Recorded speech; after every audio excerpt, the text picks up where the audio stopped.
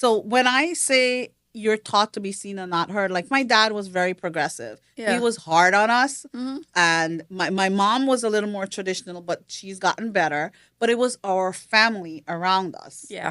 that was, I was in a family of 3 girls. So it was my aunts and my uncles and this person and that person, whatever. And unfortunately, my parents kind of had to care what they said because it was the community. Yeah. And Yeah. they're part of the community. Yeah. So I know.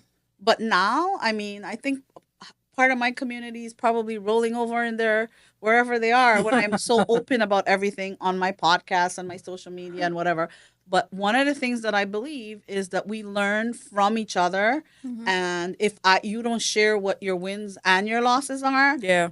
That's and true. then how are we going to be able to learn? Like, Yeah. why would I learned so much from everybody around me. Like, it does not matter how old they are. It does not matter if it's the chef in the kitchen or the person cleaning the floor or the CEO in the office. Every time I go out, Yeah. I am learning Yeah. so much.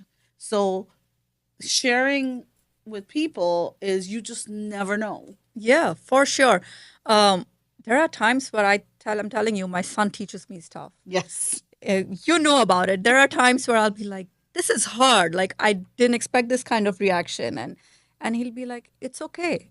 You're doing well. So just ignore and do what you're doing right. And it'll all fall in place. And it's nice. It's just like if a 10-year-old, 11-year-old can teach you, then anybody on this earth can teach you stuff. It's just you need to be open to listen to what they're saying and understand their Absolutely. viewpoints too and Right. learn in the process. Right. If you're a know-it-all and what does a know-it-all mean? Thinks you know everything even before it happens, then you're not going to be open to learning. And Yeah. it is amazing. Like, I just being even more. I've been open to learning, but I've just really opened up even more, and meeting all these different people and just Right. learning from everybody. It is just so amazing how much you can learn. Yeah, I think in the past 1 year, that is one thing I realized being with the community more is that we're all in the same boat. We're all trying to learn more and try to do more than what we are doing, whether it's my restaurant, your podcast, or any other person who has another small business. We're just trying to build a community so that we can all grow together, Right. So we're all learning from each other. Over the past 1 year, I've made, like you said, friends at different levels, but you kind of have discussions which I don't see otherwise. I mean, it's nice to be able to talk about things and understand that everybody is going through the same thing. Right. It may be the specifics may be different, but the gist of the problem is still It's the the same. same. We're Exactly. all in the same boat. That's what I like to say. And I'm glad I found this community where I can, I'm talking about the women of Wellington, where I can discuss and openly discuss what I'm going Our through. girl tribe. That's what we call Yeah. it. Our girl tribe. And people come back like, yeah, I have the same issue. Like, it's so annoying. And I'm like, in the same boat. So let's talk a little bit more about when you grew up in India. You didn't just live in India, you lived somewhere else, which I was all fascinated about that. So tell Yeah. us more about where you lived and why you went there and that type of stuff.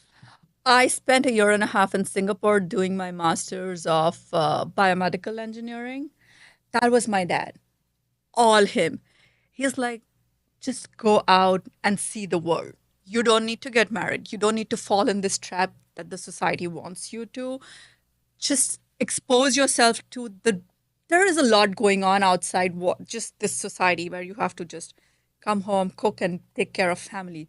See the world out there, and it will change your thought process. You will learn a lot more. And so the goal was never to build a career in Singapore, but it was just to get the experience, to understand different cultures, different types of people, the good, the bad. What did you think of it? I think What do it you was think? the biggest learning lesson I've had in life. So explain that a little bit more. So, Yeah. I come from a very protected family. I was like the first person to go abroad. Like in India, you don't have kids leaving home Right. after school.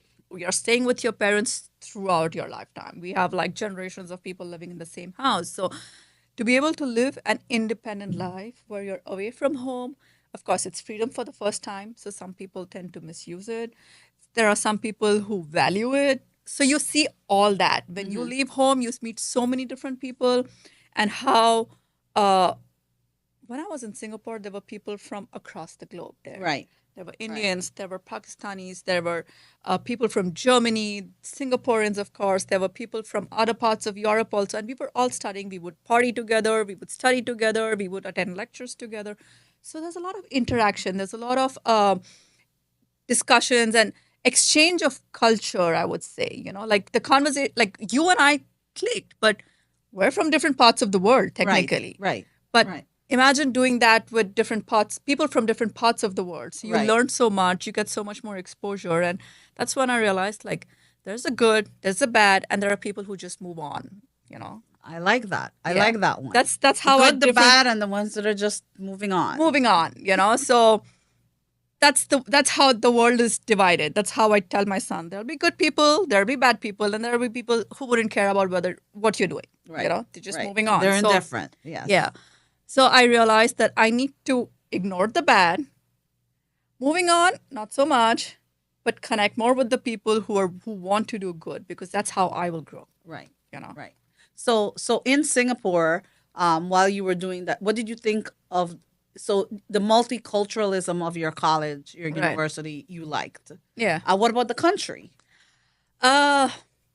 Country was nice. It's I call it my second home then. Of course, Right. not. So you did connect. Yes, I Yeah. did. Mhm. What I liked about Singapore is I'm from Mumbai, so I love a city.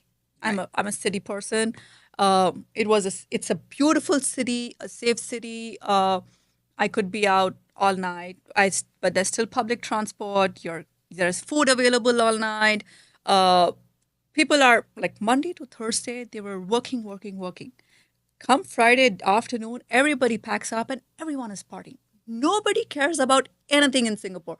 Friday evening, everyone is out, straight from work. That was the way it worked. Wow. I like Straight that. from We have to work. visit Singapore, Chala. I know. It was amazing. So that was Friday night. Saturday was, and we would come back Saturday morning.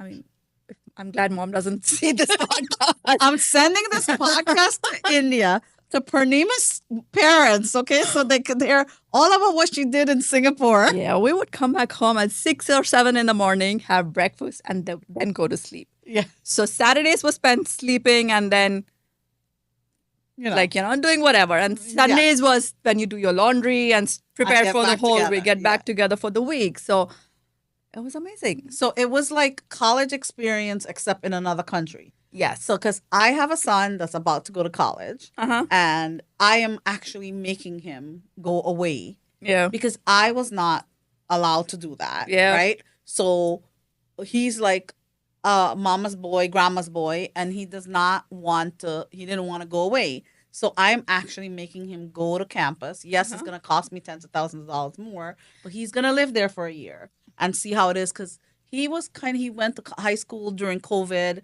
So Yeah. it was kind of hard. He's Yeah. middle school, high school for that. Those were teenage years. Yeah. So and I know there's going to be parties. I know whatever, but I want him to okay. experience that.